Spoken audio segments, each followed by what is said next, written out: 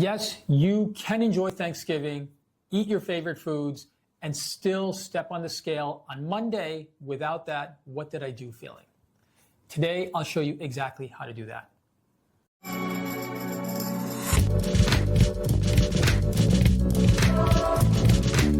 Hello, this is Dr. Siddharth Damber from Chicago Arthritis and Regenerative Medicine.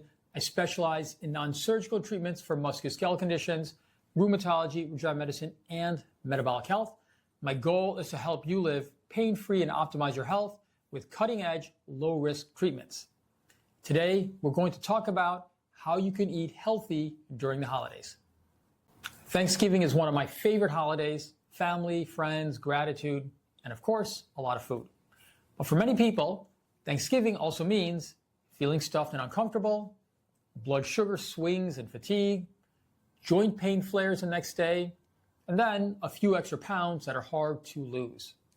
The good news is that you do not have to choose between enjoying Thanksgiving or protecting your weight and your health. In this video, I'm going to walk you step by step through how to navigate Thanksgiving without gaining weight while still enjoying your meal.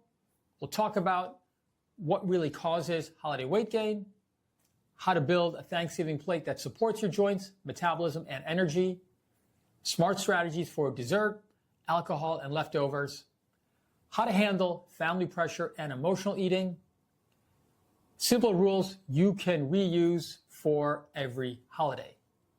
This is all in plain language, no crash diets required, no guilt, and no all or nothing mindset.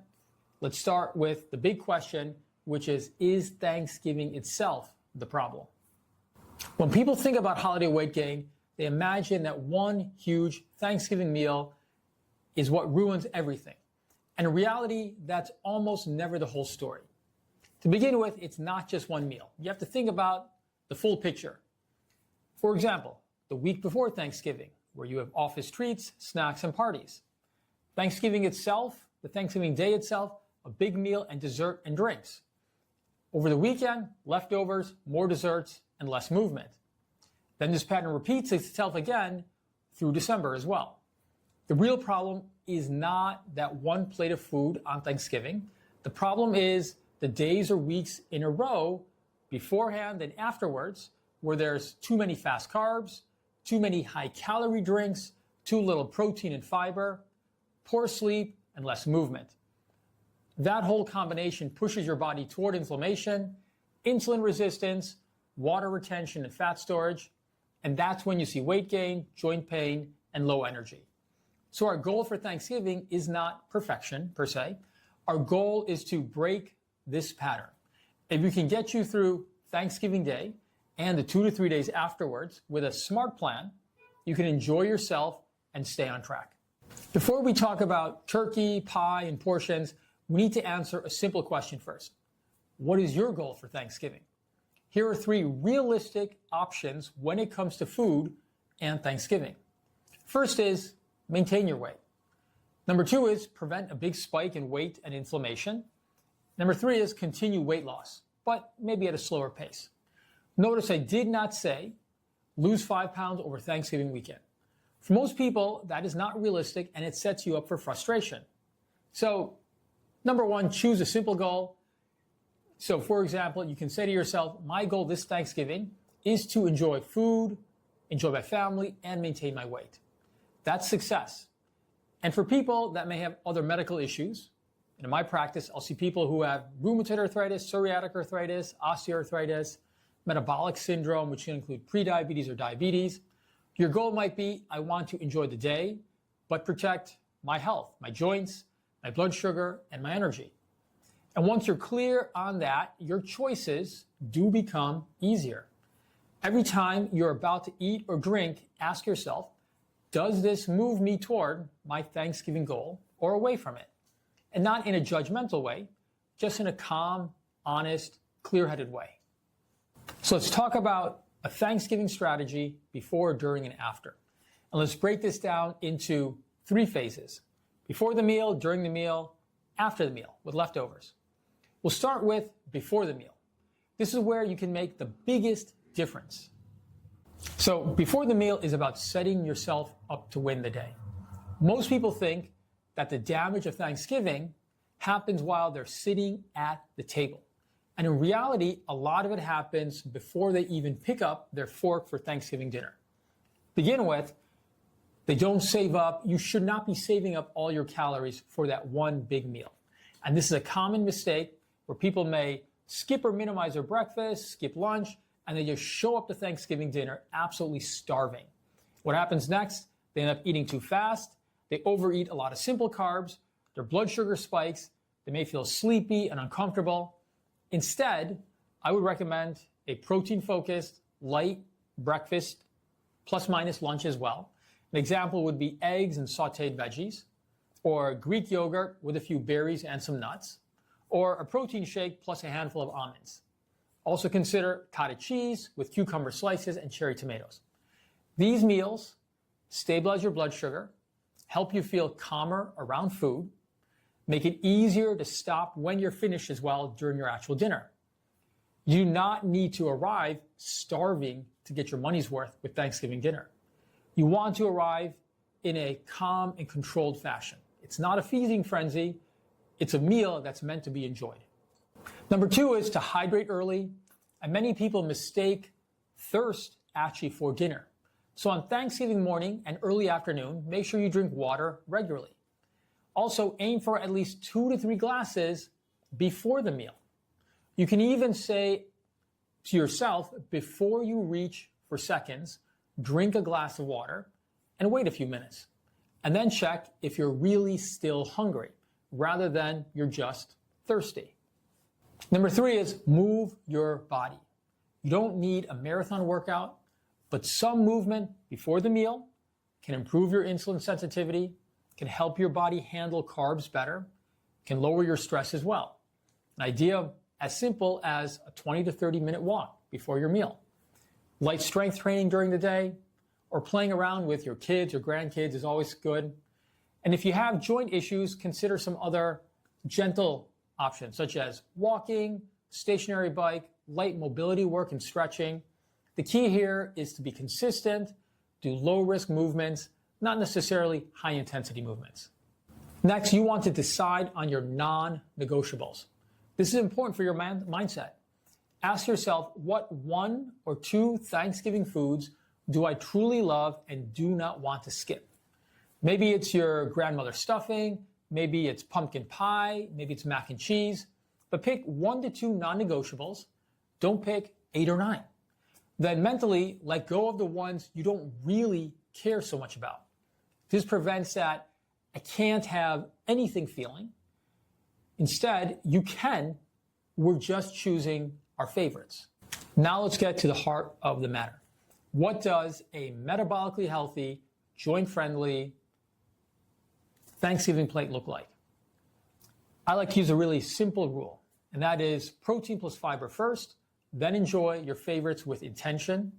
Let's break that down. To begin with, start with protein. Protein does a few helpful things. It keeps you full, stabilizes your blood sugar. It also helps muscle and joint support.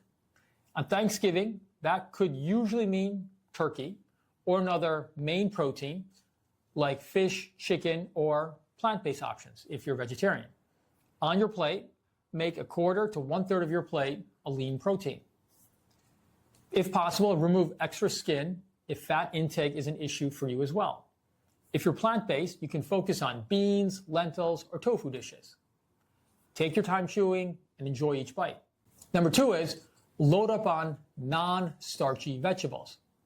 So next we want fiber and color when it comes to our vegetables. So an example would be green beans, and prefer to do that without heavy fried toppings. You can also do Brussels sprouts, roasted carrots, salad, roasted cauliflower, or broccoli. The goal here is to make 1/3 to 1/2 of your plate non-starchy vegetables. Why is that? Fiber slows down how fast sugar hits your bloodstream. It also feeds your gut microbiome. It helps reduce inflammation. And if your plate is mostly beige, meaning stuffing, potatoes, bread, that's probably a sign that you need to rebalance. Next, choose your carbs with intention. So now we get to the fun but tricky part. So stuffing, mashed potatoes, sweet potato casserole, rolls, cranberry sauce, these are usually high carb, high calorie, low fiber foods. My suggestion is pick 1 to 2 of those carb dishes you truly enjoy. Take a modest portion, think the size of your palm, not a mountain, and eat them slowly after you've started and eaten your protein and vegetables. So your plate might look like turkey, roasted Brussels sprouts and carrots, a small scoop of stuffing, a small spoonful of mashed potatoes, instead of a huge pile of stuffing, a huge pile of potatoes, and a tiny piece of turkey and no vegetables. You're not avoiding carbs here, you're just respecting them and eating them in moderation. Next, you want to beware and be careful of hidden sugars. So holiday meals often include sugar in places you do not expect. For example, canned cranberry sauce, sweet potato casserole with marshmallows, glazes and sauces. For better blood sugar and weight control, you should consider favoring cranberries that are less sweetened or in smaller amounts. Take a smaller portion of very sweet side dishes. And remember, you can taste, enjoy, and remember the food and the memories. You can always have another small spoon later if you truly want it, but start small to begin with. Next, you want to eat slowly and check in with your body. During the meal, practice 2 simple habits. Put your fork down between bites and pause halfway through your plate and ask, where am I right now? Am I still hungry? Am I comfortably satisfied, or am I already full? If you are comfortably satisfied, you don't have to finish everything on your plate. You can stop. You can pack leftovers. Nothing is wasted if it's taking care of your health. What about dessert? Handling dessert without guilt. Let's talk about pie, because this is where many people feel they actually blow it. And here's my simple framework. Delay dessert a little bit. Give yourself 30 to 60 minutes after the main meal. You can take a walk, talk with family, clean up a bit. This gives your body time to process the first meal. And then, if still hungry, pick your favorites on purpose. Maybe it's pumpkin pie, maybe it's pecan pie, maybe it's apple crisp. Ask yourself, which 1 or 2 desserts will I really enjoy the most? Use the half slice rule.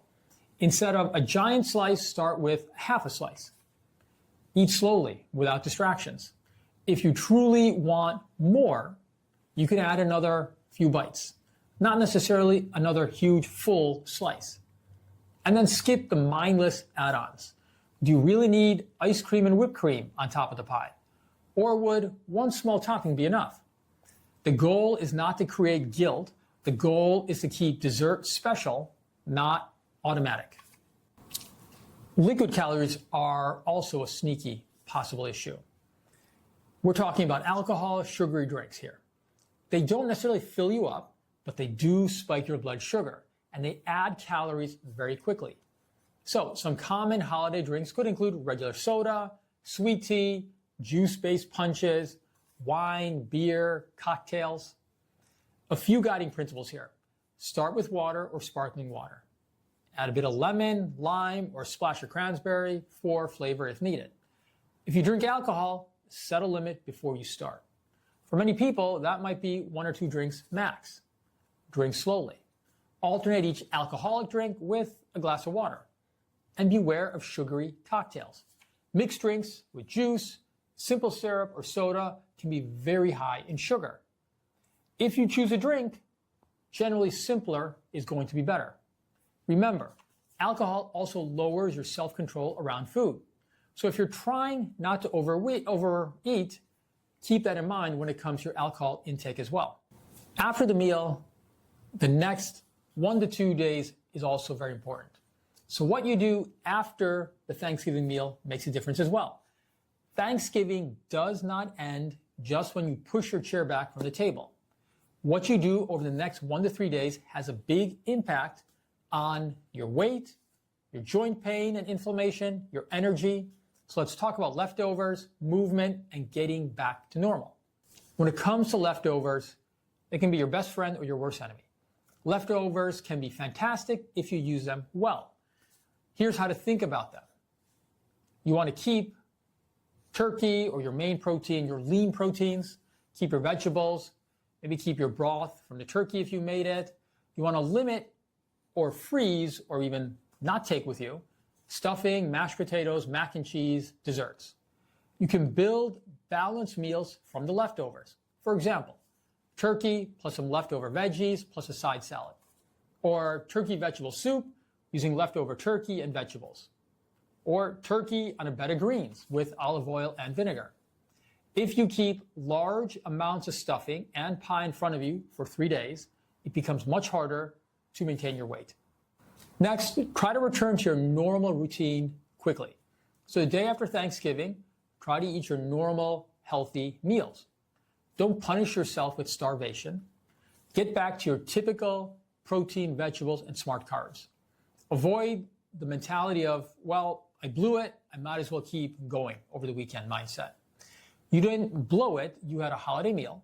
Just press reset and move on. And the next day, keep moving. So if you feel heavy or tired the next day, you may feel a bit bloated, a little bit sluggish, and that's normal after a big meal. Gentle movement helps. That can include walking, light stretching, casual bike ride, playing with your kids or grandkids. If you have arthritis or joint issues, probably best to keep it low impact. The worst thing, however, that you can do the next day is that you continue to overeat, you sleep badly, and then you stay on the couch for 2 days and you don't move at all. Even a 10 to 15 minute walk can be a big win.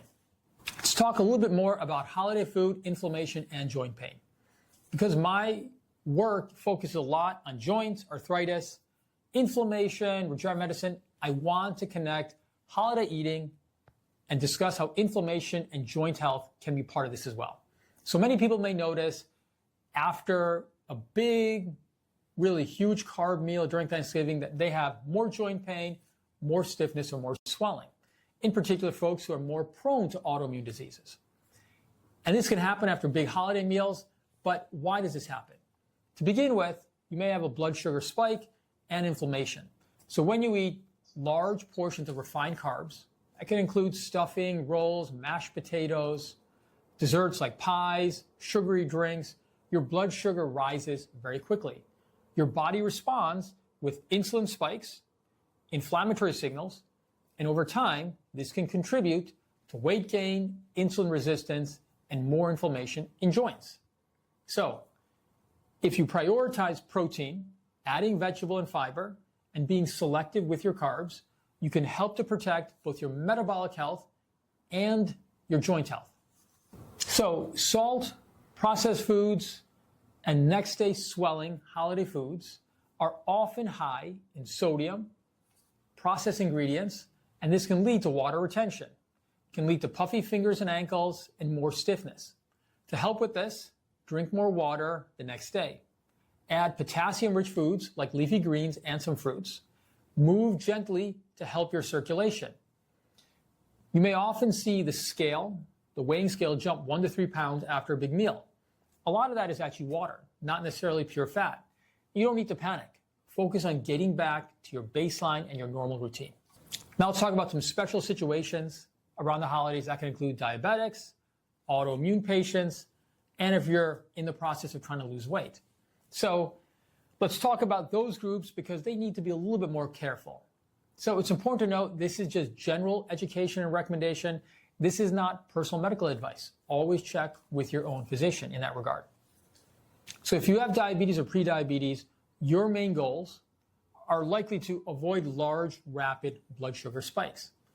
That'll help to protect your long-term health. So some practical tips are, don't skip your earlier meals. Focus on lean proteins and the right kind of vegetables first. And then choose smaller portions of high-carb sides. Be especially careful with sugary drinks and dessert. And make sure you take a walk or do some light activity after the meal if you can. Monitor your blood sugar as recommended by your healthcare team as well. If you have an autoimmune condition, for example, let's say rheumatoid arthritis or psoriatic arthritis or some other inflammatory arthritis, your immune system already tends to be overactive. Big blood sugar swings, excess processed foods, and poor sleep can trigger flare-ups of your condition. That can lead to more pain, more stiffness, more swollen joints. You don't need to be perfect around the holidays, but you do want to try to limit ultra-processed foods, watch your alcohol intake and emphasize whole foods, such as, again, lean proteins, vegetables, and simple sides. Think of your food choices here as one more way to support the medications you're already taking, support the other joint treatments you're pursuing, and support your overall quality of life. Also, if you're actively trying to lose weight, Thanksgiving can feel very stressful. So here's my recommendations. For that one day, aim for weight maintenance, not necessarily aggressive loss of weight. Stick to your basic structure of lean proteins, vegetables, and smart carbs. Be a bit more generous with your portions than usual, but not out of control. Don't let a single meal turn into a 4-week holiday season binge. Progress over months is what matters, not perfection on that one day. Another big challenge with Thanksgiving is not just what you eat, but the social and emotional side of eating. Let's talk about that. So you might hear from family, come on, it's just the holidays. I made this food just for you. One day won't hurt. One meal won't hurt. And most of the time, this comes from a place of love. You don't need to argue. You don't need to explain your full medical history. You can use simple phrases like, thank you, it looks amazing. I'm pretty full right now, maybe later. Or, I'm starting with a small portion, but I really appreciate it. Or, I'm working on my health, but I definitely want to taste it. You're not rejecting the person, you're just honoring your body and your health. Let's talk about emotional eating. Thanksgiving can bring on family tension, grief, loneliness. It can also bring you back to old patterns that are not necessarily healthy. Many people will end up using food for comfort. Instead of judging yourself, try to notice. Am I actually hungry right now? Or am I stressed, bored, or sad? If it's more emotional than physical, you can step outside for some air, talk with someone you trust, play with your kids, help with dishes or cleanup. Food is not the only comfort available, even if it feels that way in the moment. Now, if you do end up overeating more than you planned, don't feel guilty. Don't beat yourself up over it. Don't say, I'm a failure. Don't throw away the rest of your healthy habits. Instead, say, okay, this was more than I wanted. Why did that happen? What can I learn for next time? And then hydrate, move gently, and get back to your normal eating pattern at the next meal. One meal does not define you. One weekend does not define you. We're looking at your overall direction in life. I'm going to give you a short list of simple, repeatable rules. These work for Thanksgiving, Christmas, New Year's, birthdays, vacations, other holidays. You can adapt them to your life. This is the 10-rule holiday eating cheat sheet. Number 1, don't arrive starving. Number 2, eat a protein-focused meal earlier in the day. Number 3, hydrate before you eat. A couple glasses of water can reduce overeating. Number 4, protein first. Start with turkey or your main protein. Number 5, half your plate should be non-starchy vegetables. This helps your blood sugar and your joints. Next, choose 1 to 2 favorite carb dishes. Enjoy them in moderate portions. Then delay dessert. Wait 30 to 60 minutes. Go for a walk if you can. Use half portions for desserts. Half a slice can still be very satisfying. And set an alcohol limit. Alternate each drink with water. And move your body the same day or the next. Even a 10 to 15 minute walk helps. Reset at the next meal. No guilt. Just get back on your normal routine. If you follow even 6 or 7 of these rules, you'll be far ahead of where you were in the past. So let's recap. You can enjoy every Thanksgiving and protect your health. Let's quickly summarize the main points. Thanksgiving itself is not the problem. It's the pattern before and after that matters. You don't need perfection. Aim for maintenance and less inflammation, not necessarily strict weight loss that day. Set yourself up before the meal by eating a protein-focused breakfast or lunch, by hydrating, and by moving your body.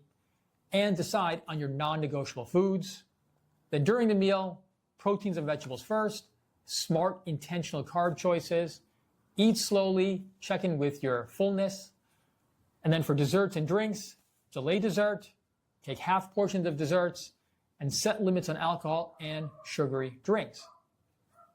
After the meal, use leftovers wisely, get back to your normal routine quickly, move your body, if you have arthritis, diabetes, or metabolic issues, make sure you're a bit more strategic.